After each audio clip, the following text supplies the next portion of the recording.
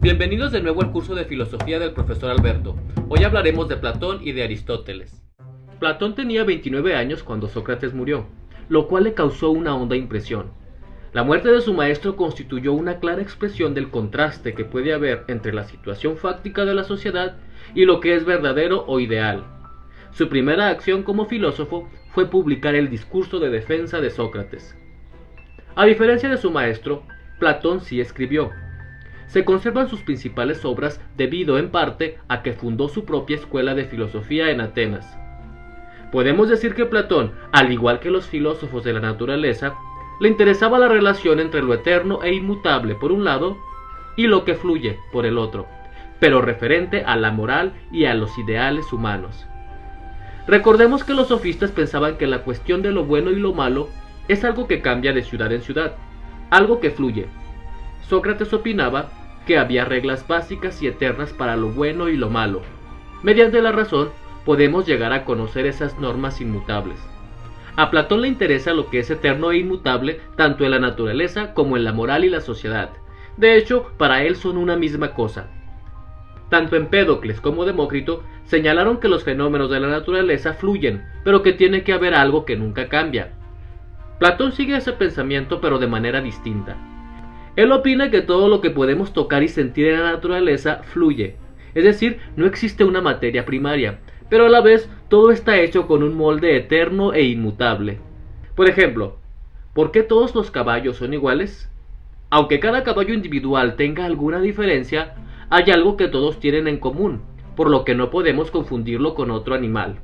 El caballo individual, por supuesto, puede ser cojo o viejo, con el tiempo se pondrá enfermo y morirá, pero el molde del caballo es eterno e inmutable. Para Platón, lo eterno e inmutable no es una materia física, sino los modelos abstractos o espirituales. Vayamos al ejemplo de las piezas de Lego. Imagina que construyes un caballo, luego lo deshaces y metes las piezas en una caja. No puedes esperar que surja un caballo completamente nuevo con solo sacudir la caja. Las piezas, por sí solas, no se las arreglan para convertirse en caballo.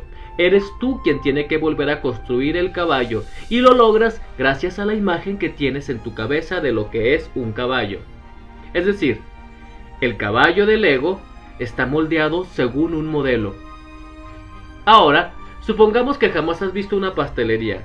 De pronto ves un mostrador con 50 pastas idénticas. Aunque ninguna fuera totalmente perfecta, sabes que tienen un origen común. Tras pensarlo, sabrás que todas ellas están hechas con un mismo molde, y aún más, sentirás un fuerte deseo de ver ese molde, pues es evidente que tiene que ser mucho más perfecto y hermoso que esas frágiles copias. De la misma manera, pensó Platón acerca de los fenómenos de la naturaleza, y llegó a la conclusión de que debía haber moldes detrás de todo lo que vemos. A esos moldes los llamó ideas. Tenía que haber una realidad detrás del mundo de los sentidos, y la llamó el mundo de las ideas. Todo lo que vemos en la naturaleza puede compararse con una pompa de jabón, porque nada en este mundo de los sentidos permanece, por lo tanto, no podemos saber nada con seguridad, solo podemos tener hipótesis poco seguras. Los conocimientos seguros vienen de lo que vemos con la razón. Por ejemplo, a la pregunta de un profesor a sus alumnos sobre cuál es el color más bonito del arco iris, con seguridad obtendrá muchas respuestas diferentes. Pero si pregunta cuánto es 8 por 3, toda la clase llegará al mismo resultado, pues se trata de un juicio emitido por la razón. Por eso a Platón le interesaban mucho las matemáticas, porque las relaciones matemáticas jamás cambian. Aún hay algo más. Platón pensaba que el alma ya existía antes de meterse en un cuerpo, estaba en el mundo de las ideas, pero en el momento en que se despierta dentro de un cuerpo humano, se ha olvidado ya de las ideas perfectas. Entonces sucede que conforme el ser humano va sintiendo las formas en la naturaleza, va teniendo un vago recuerdo en su alma, y se despierta una añoranza de regresar a la verdadera morada del alma. A esta añoranza, Platón la llama eros, que significa amor. A partir de ahora se vive el cuerpo y lo sensible como algo imperfecto e insignificante. Sobre las alas del amor, el alma volará a casa, donde será librada de la cárcel del cuerpo. Los fenómenos de la naturaleza son solamente sombras de las ideas eternas. Sin embargo, La gran mayoría de los seres humanos está satisfecha con su vida entre las sombras. Se aferra a los reflejos de las ideas en el mundo de los sentidos. Creen que las sombras son todo. Con ello también se olvidan de la inmortalidad de su propia alma. El mito de la caverna ilustra lo que acabamos de decir. Imagina a unas personas que habitan en una caverna subterránea. Están sentadas de espaldas a la entrada, atadas de pies y manos, de modo que solo pueden mirar hacia la pared de la caverna. Detrás de ellas hay un muro alto, y por detrás del muro caminan unos seres parecidos a personas, que levantan figuras por encima del muro. Detrás de ellas arde una hoguera, por lo que se dibujan sombras contra la pared de la caverna, que es lo único que pueden ver los moradores, y creen que es lo único que existe, pues han estado sentados de esa manera desde que nacieron. De pronto, uno de los habitantes de la caverna empieza a preguntarse de dónde vienen las sombras, y al final consigue soltarse. Cuando se vuelve hacia las figuras sostenidas por detrás del muro, lo primero que ocurre es que la fuerte luz le cegará, al igual que las figuras nítidas, ya que solo había visto las sombras de las mismas. Si consigue atravesar el muro y el fuego y salir a la naturaleza, la luz le cegará aún más, pero después de restregarse los ojos, verá la belleza de todo. Conocerá verdaderos animales y flores, de las que las figuras solo eran malas copias. Verá el sol y el cielo, y comprenderá que el sol da vida a las flores y animales. El morador podría haber seguido corriendo a la naturaleza a celebrar su libertad, pero se acuerda de los que quedan abajo. Entonces regresa e intenta convencerlos de que las imágenes de la pared son solo copias de las cosas reales, pero nadie le cree. Y al final, lo matan.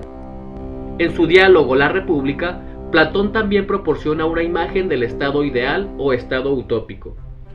Según Platón, el cuerpo está dividido en tres partes: cabeza, pecho y vientre. A cada una de estas partes le corresponde una habilidad del alma. A la cabeza pertenece la razón, al pecho la voluntad y al vientre el deseo. La razón debe aspirar a la sabiduría, la voluntad debe mostrar valor y el deseo hay que frenarlo para que el ser humano muestre moderación. Cuando las tres partes funcionan como un conjunto completo, obtenemos un ser humano armonioso. Platón imagina un estado construido de la misma manera que un ser humano.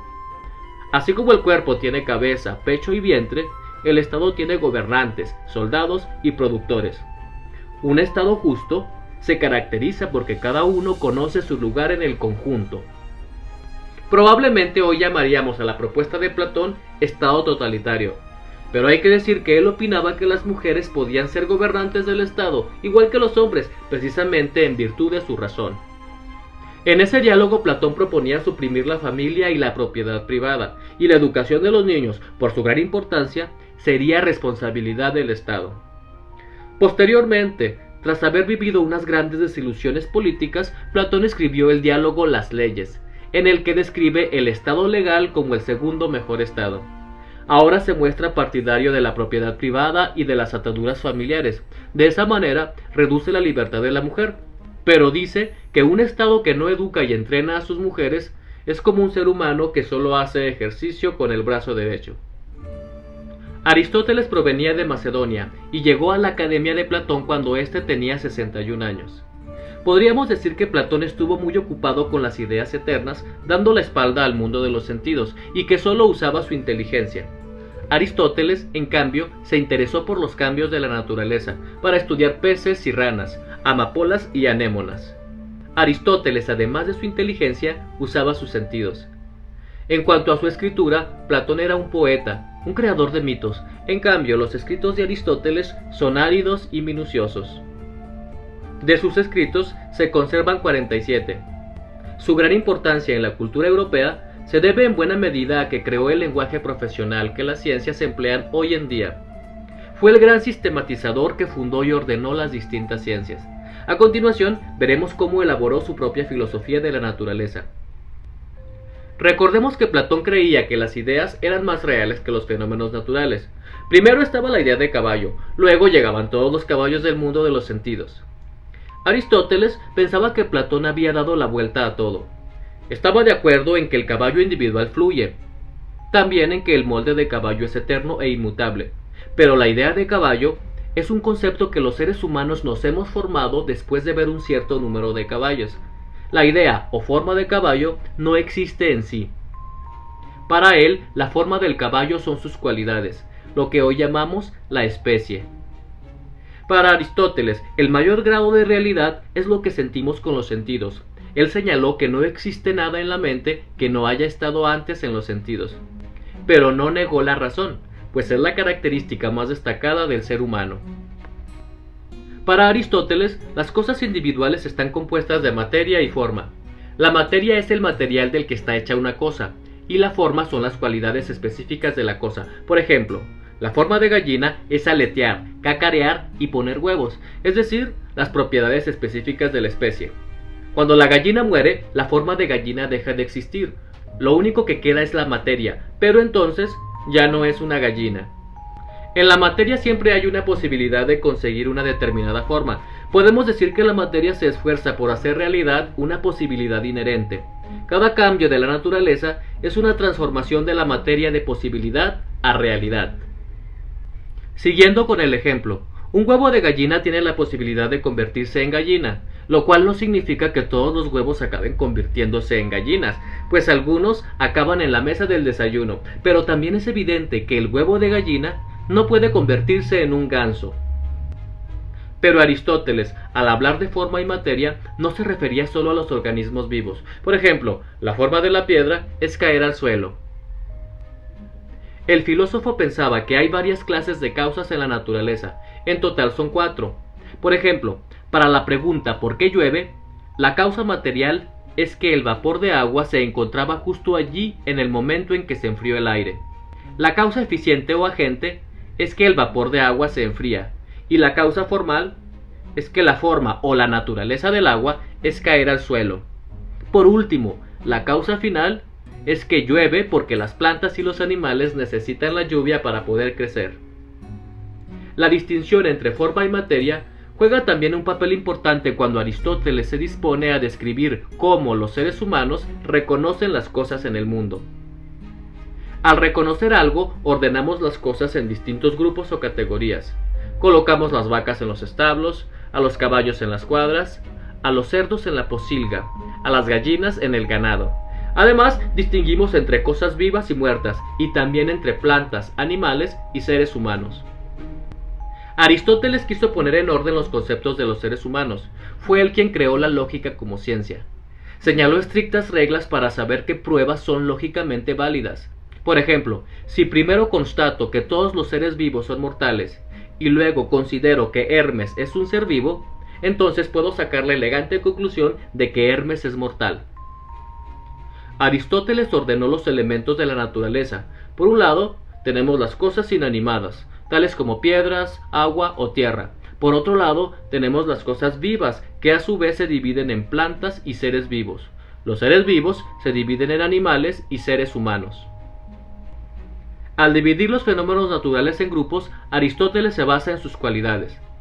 Tenemos pues que todas las cosas vivas saben tomar alimento, crecer y procrear. Los seres vivos tienen también la capacidad de sentir el mundo y de moverse en él. Los seres humanos tienen además la capacidad de pensar. En otras palabras, la capacidad de organizar sus sensaciones en varios grupos y clases. Es esa chispa divina de la racionalidad. Aristóteles piensa además que debe haber un primer motor inmóvil, que es la causa primera de los movimientos de la naturaleza. Lo identifica con Dios. En cuanto a la ética, la forma del ser humano es que tiene un alma vegetal, un alma animal y una racional. Ahora bien, ¿cómo debe vivir el ser humano para ser feliz? Pues será feliz si utiliza todas sus capacidades y posibilidades. Para Aristóteles hay 3 clases de felicidad. La primera es una vida de placeres y diversiones. La segunda, vivir como ciudadano libre y responsable. La tercera, una vida en la que uno es filósofo e investigador. Aristóteles cree en el equilibrio y la moderación. En lo que se refiere a la relación con otros seres humanos, también señala un justo medio: no ser cobarde ni temerario, sino valiente, o no ser tacaño ni pródigo, sino generoso. En lo que se refiere a política, Aristóteles cree que el ser humano es un animal político. Sin la sociedad, no somos seres verdaderos. Sobre la organización del Estado, menciona varias formas. Una es la monarquía, en la que solo hay un jefe superior. Para que sea buena, debe evitar convertirse en una tiranía, es decir, que el jefe gobierne para su propio beneficio. Otra forma es la aristocracia, en la que hay un grupo de jefes de Estado. Esta forma debe cuidarse de no caer en una oligarquía. A la tercera forma la llamó democracia, la cual puede caer en una demagogia. Por último, a diferencia de Platón, Aristóteles pensaba que a la mujer le faltaba algo, que era un ser incompleto. En la procreación la mujer sería pasiva y receptora, mientras que el hombre sería el activo y el que da. La mujer era como la tierra que solo recibe y gesta la semilla, mientras que el hombre es el que siembra. El hombre da la forma y la mujer contribuye a la materia.